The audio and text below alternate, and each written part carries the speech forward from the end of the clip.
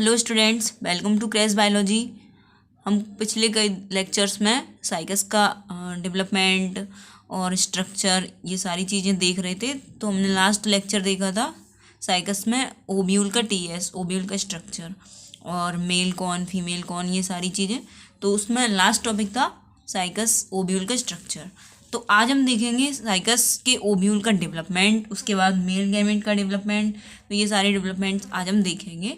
तो चलिए स्टार्ट करते हैं। Development of ovule. When megasporophyll is young in its middle portion, 4 to 6 ovules arise as a hypodermal mass of meristematic cells on lateral side। तो जब megasporophyll होता है, young होता है, तो इसकी मिडिल पोर्शन में 4 से 6 ओव्यूल्स बनते हैं एक हाइपोडर्मल मास की तरह, जो कि मेरिस्टेमेटिक सेल्स के होते हैं लेटरल साइड पे। तो इस तरह से फॉर्मेशन स्टार्ट होता है ओव्यूल्स का। These meristematic cells divide and redivide to form a mass of parenchymatous cells known as nucellus।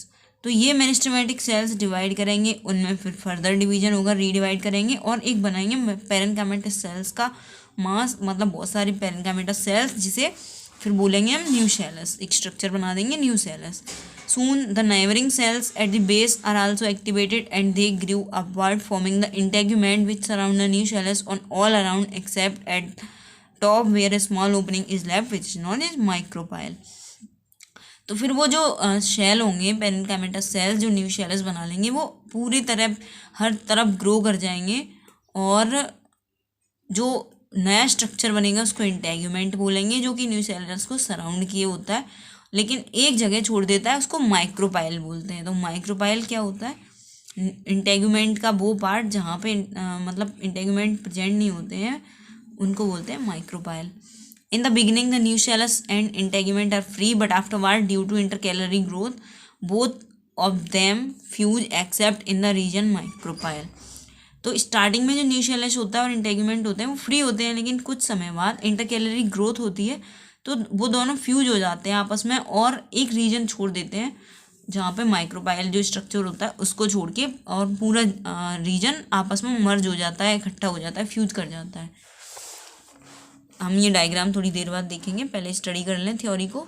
Deeply in the nucellus any one cell situated enlarges and functions as megaspore, mother cell और embryo sac. और वहीं nucleus जहाँ पे होता है वहीं पे deeply कहीं पे सेल्स होते हैं, वो एनलार्ज करते हैं, बड़े होते हैं और फंक्शन करते हैं मेगास्पोर मदर सेल की तरह, जिसको हम एम्ब्रियो सैक भी बोलते हैं। It divides by meiosis to form a linear tetrad of 4 megaspores. फिर ये मियोसिस के हेल्प से डिवाइड करता है और एक लीनियर टेट्राड बनाता है 4 मेगास्पोर्स का। अपर 3 degenerate and lower most is functional. जो ऊपर के 3 होते हैं वो डीजेनरेट कर जाते हैं और जो सबसे नीचे की तरफ होता है वो फंक्शनल होता है। It is the first cell of the female gametophyte. तो ये सबसे फर्स्ट सेल होता है फीमेल गैमेटोफाइट का। अब हम ये डायग्राम में देख लें इसका डेवलपमेंट। ये प्रोटर्बियंस ऑफ ओव्यूल होता है, स्टॉक ऑफ मेगास्पोरोफिल होता है, इसमें मतलब इकट्ठे बहुत सारे सेल हो जाते हैं, फिर वो बनाते हैं ओव्यूल को। इंटेग्यूमेंट शो किए जा रहे हैं सेकंड बी वाले डायग्राम में। फिर ये इनमें एक स्पोर मदर सेल होगा, फिर उसके बाद उसमें फर्स्ट डिवीजन होगा स्पोर मदर सेल में। फिर ये 2 से 4 बन जाएंगे सेल। उनमें जो ऊपर वाला होगा वो 3 सेल ऊपर वाले अबॉर्टिव होंगे, मतलब वो डिजनरेट कर जाएंगे, और एक होगा वो फंक्शनल मेगास्पोर होगा और एम्ब्रियो सैक बनाएगा, एम्ब्रियो सैक सेल होगा जो कि, और ये है लास्ट में फाइनल ओव्यूल। एम्ब्रियो सैक वाला जो सेल है वो उसका स्ट्रक्चर दिखाई दिया है। एबॉर्टिव मेगास्पोर्स हैं इसमें और ये फंक्शनल मेगास्पोर भी शो किया गया है। तो इतने सारे स्ट्रक्चर इसमें दिखाई दे गए हमें। अब हम आगे देखेंगे गैमेटोफिटिक फेज। गैमेटोफिटिक फेज क्या होता है? Microspores are formed in microsporangia and megaspores are formed in ovules after meiosis. तो जब माइक्रोस्पोरेंजिया में बन जाएंगे और मेगास्पोर ओव्यूल में बन जाएंगे म्यूसिस की हेल्प से, तो वहीं पे गैमेटोफिटिक फेज कंप्लीट हो जाएगा। Cycas is heterosporous because it produces 2 types of spores. Cycas heterosporous है क्योंकि इसमें 2 टाइप्स के स्पोर्स बनते हैं, माइक्रोस्पोर और मेगास्पोर। अब हमने फीमेल जो पार्ट है उसका डेवलपमेंट देख लिया। अब हम मेल गैमेटोफाइट का डेवलपमेंट देखेंगे। Each microspore is unicellular unicell structure with 2 layered wall. जो माइक्रोस्पोर होता है वो यूनिसेलुलर होता है, यूनिसेल्ड होता है और उसमें 2 लेयर्स होती हैं, 2 बॉल लेयर होती हैं। Outer wall is known as exine, outer wall को एक्जाइन बोलते हैं, while inner wall is known as intine. बाहर वाली एक्जाइन और अंदर वाली इंटाइन। अब हम नेक्स्ट देखेंगे आगे। The development of male gametophyte takes place in 2 stages. जो मेल गैमेटोफाइट का डेवलपमेंट है वो 2 स्टेजेस में होता है। तो पहली स्टेज होती है मेल गैमेटोफाइट के डेवलपमेंट की पॉलिनेशन से पहले, जब पॉलिनेशन होता है उससे पहले की स्टेज, और एक डेवलपमेंट की स्टेज होती है पॉलिनेशन के बाद की। तो पहले हम देखेंगे पॉलिनेशन से पहले वाली स्टेज, उसके बाद हम पढ़ेंगे पॉलिनेशन, और उसके बाद हम एंड में पढ़ेंगे सेकेंड स्टेज। तो सबसे पहले देखते हैं development of male gametophyte before pollination. Development of male gametophyte और germination of pollen grain starts in situ, that is they are still inside the microsporidium। जो डेवलपमेंट होता है मेल गैमेटोफाइट का, या जर्मिनेशन बोलते हैं उसे हम पॉलन ग्रेन का, तो वो कब स्टार्ट होता है? इन सितु होता है, मतलब ऑन साइट होता है, जहाँ पे वो सिचुएटेड था ऑलरेडी वहीं पे होता है, मतलब वो माइक्रोस्पोरेनिया में होता है और स्टार्ट हो जाता है उसका डिवीजन, वो development. First, its nucleus divides into two. One of them goes towards the lower side and is separated from the other by a crescent-shaped wall, resulting in the formation of 2 unequal cells। जो सबसे पहले इसका nucleus होगा वो divide करेगा 2 sales में, और उनमें से एक लोअर साइड की तरफ जाएगा और सेपरेट हो जाएगा दूसरी साइड से एक क्रिसेंट शेप बॉल से, मतलब एक चंद्रमा के आकार की एक बॉल लेयर बन जाएगी जो कि डिवाइड कर देगी और 2 अनइक्वल सेल्स बन जाएंगे। 2 lower smaller cell is called prothallial cell, और जो अपर वाले बिग सेल्स होंगे उन्हें एंथेरिडियल सेल, मतलब प्रोथेलियल सेल 2 होंगे और 2 एंथेरिडियल सेल होंगे। जो बड़े और ऊपर की तरफ के होंगे वो एंथेरिडियल और नीचे की तरफ के छोटे प्रोथेलियल। The prothelial cell does not divide further, but entheridial cell divides to form a generative cell, which is in close contact with the prothelial cell and distal tube cell with a large nucleus। जो प्रोथेलियल cell होता है वो divide नहीं करता आगे further, और लेकिन जो एंथेरिडियल सेल होगा वो डिवाइड करेगा और जनरेटिव सेल बनाएगा, और वो जनरेटिव सेल क्लोज कॉन्टैक्ट में होगा प्रोथेलियल सेल के और डिस्टल ट्यूब सेल के, और एक लार्ज न्यूक्लियस के साथ। This stage is called 3-cell stage consisting of prothelial cell, generative cell and tube cell। तो ये स्टेज जो माइक्रोस्पोरोफिल की होगी, मतलब मेल गैमेटोफाइट की होगी, 3-cell स्टेज होगी। उसमें प्रोथेलियल सेल होगा, जनरेटिव सेल होगा और ट्यूब सेल होगा। At this stage microsporangia dehisce and the shedding of the pollen grains takes place। Tapetum disintegrates, sporangium becomes dry, cells shrink और sporangial ball ruptures radially at the line of the dehiscence। तो जो इस stage पे microsporangia डेहिस करेगी, फट जाएगी, और pollen grains की शेडिंग हो जाएगी, और उसमें क्या क्या चेंजेस होंगे? टेपटम डिसइंटीग्रेट हो जाएगी, स्पोरेंजियम ड्राई हो जाएगी और सेल श्रिंक हो जाएंगे, सिकुड़ जाएंगे, और स्पोरेंजियल बाल रप्चर कर जाएगी रेडियली लाइन ऑफ डेहिसेंस पे। अब स्टेज 2 का डेवलपमेंट होता है, वो तो आफ्टर पॉलिनेशन ही पढ़ेंगे हम। तो ये डेवलपमेंट हम डायग्रामेटिकली देख लेंगे। पहले साइकस के मेल गैमेटोफाइट का डेवलपमेंट, सबसे पहले ये पॉलन ग्रेन शो किया जा रहा है, उसके बाद इसमें डेवलपमेंट आगे होगा तो डिवीजन होगा, एंथेरिडियल सेल होगा ऊपर और नीचे प्रोथेलियल सेल। ये क्रिसेंट शेप्ड बॉल से डिवीजन होगा इसका, ऊपर बन जाएगा ट्यूब सेल और जनरेटिव सेल और प्रोथेलियल सेल, ये 3-cell स्टेज बन जाएगी। उसके बाद ये जो डी वाला डायग्राम है उसमें आपको सारी स्ट्रक्चर्स शो किए गए हैं, body cell, pollen tube, stalk cell, blepharoplast और ये प्रोथेलियल सेल। उसके बाद नेक्स्ट आगे फर्दर डिवीजन होंगे और बॉडी सेल 2 स्पर्म्स बना लेगी। ये स्पर्म्स फॉर्मेशन की ये आपको प्रोसेस दिखाई जा रही है इसमें, यहाँ पे 2 स्पर्म्स बन चुके हैं और ये पॉलन ट्यूब है इन 2 स्पर्म्स के साथ। तो ये हो गया diagrammatically development of male gametophyte. अब हम नेक्स्ट देखेंगे development of female gametophyte. The functional megaspore also called embryo sac और first cell of gametophyte is haploid and it starts its development in situ, that is within the nucellus. अब हमने mail gametophyte का development देख लिया, female gametophyte जिसे ovule कहते हैं उसका डेवलपमेंट देख लेंगे। इसका स्ट्रक्चर हम पहले ही देख चुके हैं और इसमें क्या क्या फर्दर चेंजेस होते हैं वो भी देख लिया। अब डेवलपमेंट में क्या क्या होगा वो देखेंगे। तो इसको एम्ब्रियो सैक भी कहा जाता है और फर्स्ट सेल ऑफ गैमेटोफाइट भी कहा जाता है। ये हैप्लॉइड होता है और इसका डेवलपमेंट इन सिटू होता है, मतलब ये जहाँ पे ऑलरेडी प्रेजेंट होता है, जहाँ पे वहीं पे इसका डिवीजन आगे फर्दर स्टार्ट हो जाता है, मतलब न्यूशेलस में ही इसका डेवलपमेंट स्टार्ट हो जाता है। It absorbs the surrounding cells of nucellus and enlarges considerably. तो ये सराउंडिंग सेल्स होते हैं जो न्यूशेलस के, उनको एब्जॉर्ब करेगा और एनलार्ज कर जाएगा, मतलब अपना साइज बढ़ा लेगा।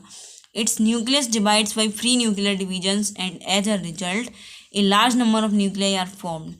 इसका न्यूक्लियस डिवाइड कर जाएगा फ्री न्यूक्लियर डिवीजन्स के हेल्प से, और इसके रिजल्ट में बहुत सारे न्यूक्लियाई बन जाएंगे, बहुत सारे न्यूक्लियस बन जाएंगे, उसमें एक न्यूक्लियस से काफ़ी सारे न्यूक्लियस बन जाएंगे।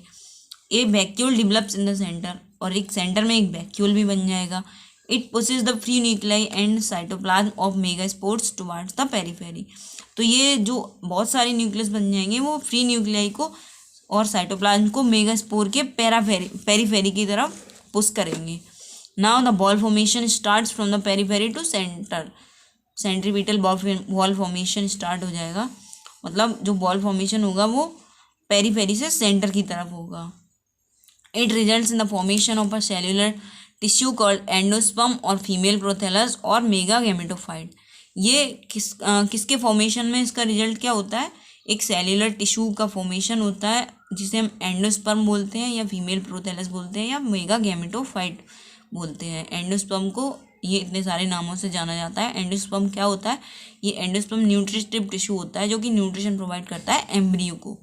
Endosperm in the Cycas is a haploid tissue formed before the fertilisation.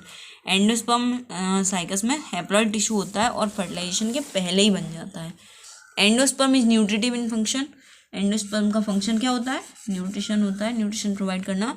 Simultaneously a tiny space develops on the upper side of the ovule between nucellus and the female gametophyte due to the degeneration of certain nucellar cells. और इसी के साथ साथ एक टिनी space बन जाता है upper side पे ओव्यूल की न्यूशेलस में और फीमेल गैमेटोफाइट में, और किसकी वजह से? न्यूशेलर सेल्स का डीजनरेशन स्टार्ट हो जाता है। इसी को हम आर्कीगोनियल चैम्बर बोलते हैं, मतलब आर्कीगोनिया का फॉर्मेशन स्टार्ट हो जाएगा। और नेक्स्ट हम आर्कीगोनिया का स्ट्रक्चर ही पढ़ेंगे। पहले हम diagrammatically development of female gametophyte देख लेते हैं। ये ओव्यूल है, ये ओव्यूल का स्ट्रक्चर दिखाई दे रहा है। इसमें डीजनरेटिंग मेगास्पोर्स हैं ऊपर की तरफ और एक फंक्शनल मेगास्पोर दिखाई दे रहा है। अब सेकंड वाले डायग्राम में फीमेल गैमेटोफाइट दिखाई दे रहा है, वो सेल्स 3 डीजनरेट हो जाएंगे और बीच में एक वैक्यूल भी दिखाई दे रहा है। और थर्ड वाले डायग्राम में आपको एक सेलुलर फीमेल गैमेटोफाइट कम्प्लीटली दिखाई दे रहा है। तो ये हो गया development of female gametophyte in cycas. अब हम नेक्स्ट देखते हैं, इसमें हम पढ़ेंगे जो आर्कीगोनियम का डेवलपमेंट है वो किस तरह से होता है। The archegonium develop from the gametophytic cells lining the archegonial chamber towards the micropylar end. जो आर्कीगोनिया होती है वो डेवलप करती है कहाँ से? गैमेटोफिटिक सेल्स से, जो कि प्रेजेंट होते हैं आर्कीगोनियल चैम्बर के पास और माइक्रोपाइलर एंड की तरफ। Any cell enlarges in size and functions are archegonial functions as archegonial initial. यहाँ पे एज लिखा है। कोई भी सेल इनमें से एनलार्ज कर जाएगा साइज में और किस तरह से फंक्शन करेगा? आर्कीगोनियल इनिशियल की तरह फंक्शन करेगा। It divides transversely into an upper primary neck cell and a lower central cell. फिर इस सेल में डिवीजन होंगे और वो एक अपर प्राइमरी नेक सेल बना लेगा और एक लोअर सेंट्रल सेल बना लेगा। The primary neck cell divides by a longitudinal division to form 2 neck cells. जो प्राइमरी नेक सेल होगा उसमें भी डिवीजन होगा और एक लॉन्गिट्यूडिनल डिवीजन होके वो 2 नेक सेल्स बना लेगा। These cells form the neck of archegonium. और ये सेल्स नेक ऑफ आर्कीगोनियम बना लेते हैं, नेक बना लेते हैं आर्कीगोनियम की। The central cell enlarges in its size and its nucleus divides to form a ventral canal nucleus and an egg nucleus। जो सेंट्रल सेल होता है वो उस साइज में बड़ा हो जाता है और इसका न्यूक्लियस डिवाइड करता है और एक वेंट्रल कनाल न्यूक्लियस बना लेगा और एक एग न्यूक्लियस बना लेगा। No wall is formed between the ventral canal nucleus and egg nucleus. फिर जो एग न्यूक्लियस और वेंट्रल कनाल न्यूक्लियस होगा उसमें कोई भी वॉल का फॉर्मेशन नहीं होगा। Therefore there is no neck canal cell. तो कोई नेक कनाल सेल प्रेजेंट नहीं होता है इसके फीमेल गैमेटोफाइट आर्कीगोनियम में। Later on ventral canal nucleus disorganize. फिर वेंट्रल कनाल न्यूक्लियस होता है वो डिसऑर्गेनाइज हो जाता है। The egg of Cycas is largest in all living plants measuring 5 mm in diameter. जो साइकस का एग होता है वो लार्जेस्ट होता है प्लांट किंगडम में। तो ये बहुत इंपॉर्टेंट है, आपको याद रखना है, ऑब्जेक्टिव में काम आ सकता है। पूरे प्लांट के क्रम में सबसे बड़ा इसका एग होता है 5 mm इसका डायमीटर होता है। अब हम डायग्राम के थ्रू देख लेते हैं डेवलपमेंट आर्किगोनियम का। आर्किगोनियम का डेवलपमेंट हम देख लेंगे अब डायग्राम की हेल्प से। आर्किगोनियल इनिशियल आपको सबसे पहले दिखाई देगा, उस इनिशियल में डिवीजन होंगे तो बन जाएगा प्राइमरी नेक सेल और सेंट्रल सेल। उसके बाद उन सेल्स में भी डिवीजन होंगे और नेक सेल्स बन जाएंगे। वेंट्रल सेल कनाल न्यूक्लियस दिखाई देगा और एग न्यूक्लियस। फिर एग न्यूक्लियस ये हमें प्रोमिनेंटली दिख रहा है इसमें, ये ओव्यूल में आपको आर्किगोनियल चैम्बर और आर्किगोनियम दिखाई दे रहे हैं। तो ये हो गया साइकस का आर्किगोनियम का डेवलपमेंट। तो आज के लेक्चर में हम इतना ही कंप्लीट करते हैं। अब नेक्स्ट लेक्चर में हम देखेंगे पॉलिनेशन, उसके बाद सीड का फॉर्मेशन, ये सारी चीज़ें देख लेंगे तो हमारा नेक्स्ट लेक्चर में साइकस कंप्लीट हो जाएगा। आप नोट्स साथ साथ बनाते हैं और अपना कंप्लीटली रिवाइज करते जाएं और वीडियो को लाइक शेयर सब्सक्राइब ज़रूर करें, क्योंकि ये वीडियो बनाने में बहुत मेहनत लगती है। तो प्लीज़ सपोर्ट, अगर ज़्यादा बच्चे देखेंगे तो हमें भी मोटिवेशन मिलेगा वीडियो और बनाने का। तो प्लीज़ सपोर्ट, इस चैनल को सपोर्ट करते जाइए और अपनी पढ़ाई कंटिन्यू करते जाइए। Thanks for watching.